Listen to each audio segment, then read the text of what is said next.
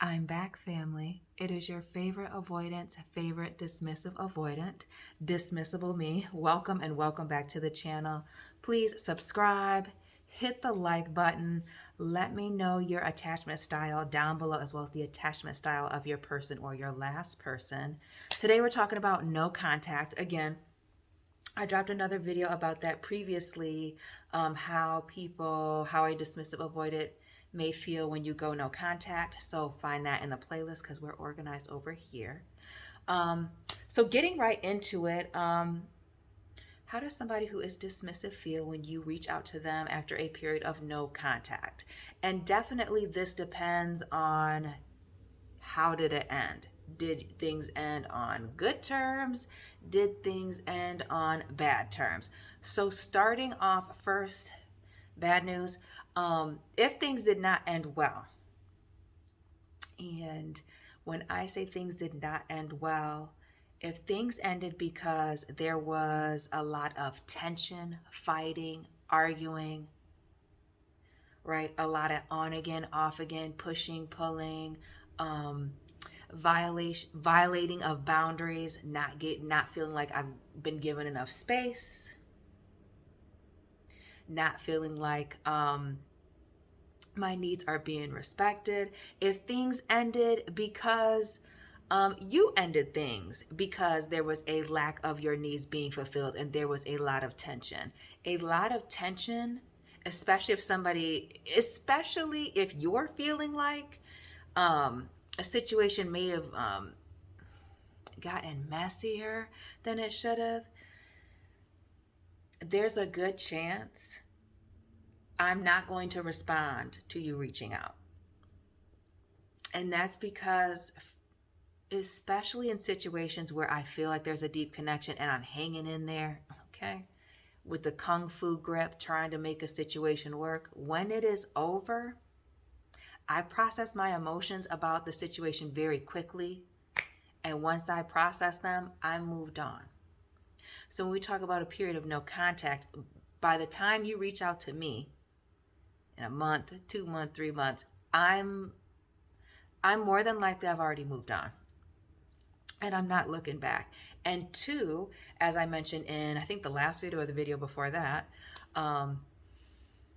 if things ended bad, it's really going to be hard for you to even reach back out to me. Especially if the level of communication and contact was overwhelming for me, like too much. Like if the relationship ended because space was needed by one party and you needed more, probably not. Some people may go back and forth because they're not sure, but typically I may entertain a conversation with you at the most, but getting back involved into a relationship or even a friendship in certain situations is highly unlikely. Especially in certain, when its boundaries have been crossed, you just look like, or you become somebody who is like high risk. Like it may not be worth the risk to reintegrate this person back into my situation because I've been here once, twice, or we tried for an extended period of time, and for this amount of time it was getting nowhere, and now we're here. It's highly unlikely that I'm going to be very receptive to a reconnection, a reconciliation, seeing where things can go, having a conversation. Now, if things ended on a much different note, on a mutual, neutral, or good note, where maybe we recognized early on that my boundaries versus your needs was going to be a problem.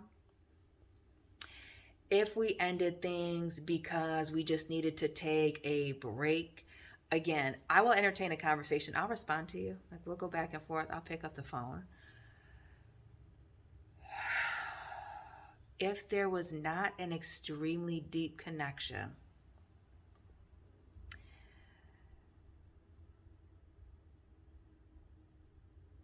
I may entertain a conversation, But for me personally, it's hard for me to go back after I've exited a situation. It honestly would it depends on how things ended, but also how long has it been since the no communication? 30 days? Maybe I would consider it. Not me personally, but maybe I would consider it. Not 60, 90, 6 months, a year.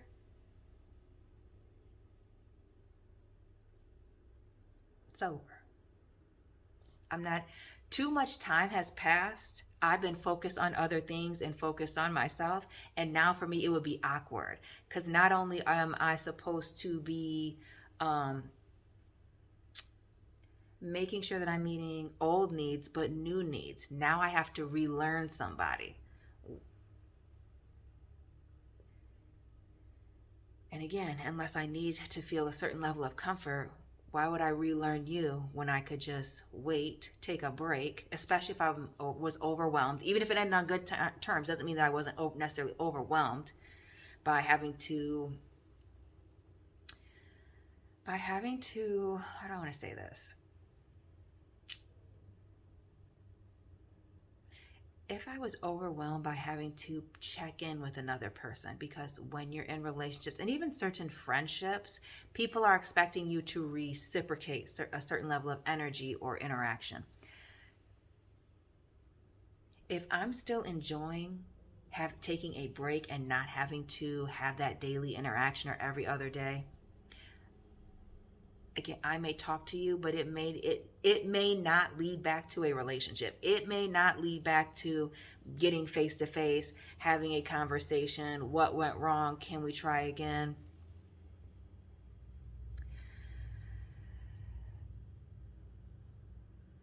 It really depends on whether or not I establish a deep connection with you.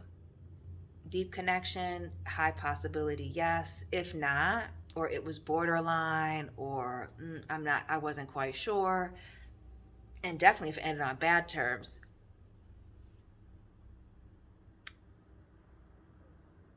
I might not be interested.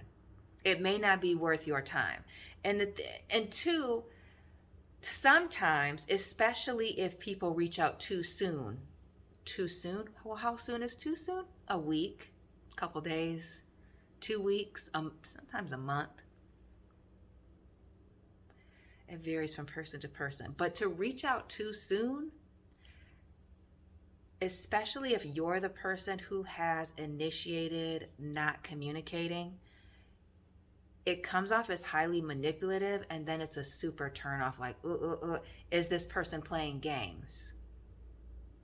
To me, anything under 30, 45 days is too soon. And then it may look like you're playing a game.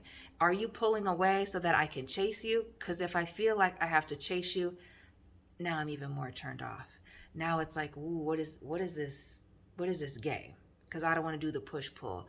I keep saying this. I don't feel like I'm a push-pull person. I'm more of a stand right where I'm at.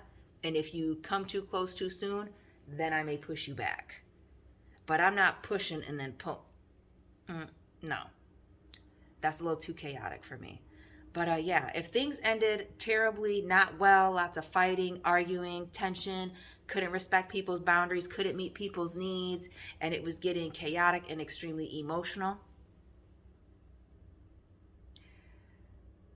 breaking the no contact may not be necessarily what you want to do. It may not be worth it for you. It may not be worth it for them because of the just not wanting to go through the drama. Because once I have space and I know now that I enjoy you not being around, there's no need for conversation. If things ended well, there's a possibility for a conversation, and maybe somebody might actually take you up on your offer on seeing where things can go again. But to me, I've had enough time to process the relationship, and unless there was a really great connection and it was something otherworldly, it's most likely that you're just going to be in a friend category, or friend would probably be too close, more like an associate, somebody I used to know category. and you may still have access to me on social media, but access to me romantically, it will probably be a no. Access to me as a close friend, if you were a friend of mine, or probably not that. It would always be a little, like distance. Because when it's done, it's done. To me, once something ends, it's kind of awkward to keep somebody around, like, isn't it? Let me know if it's awkward for you to keep somebody around after a situation's over. I'm not going to drag this one out. That's how it feels for somebody who's avoidant when you reach out during no contact. It does depend on how things ended and the connection between you and that person. Read the room, know what's really going on. Don't be delusional. Let me know what resonates with you in your personal story. Drop your attachment style, hit the like button, subscribe for my almost daily content. And family, I will be tapping in with you very soon. Keep it real.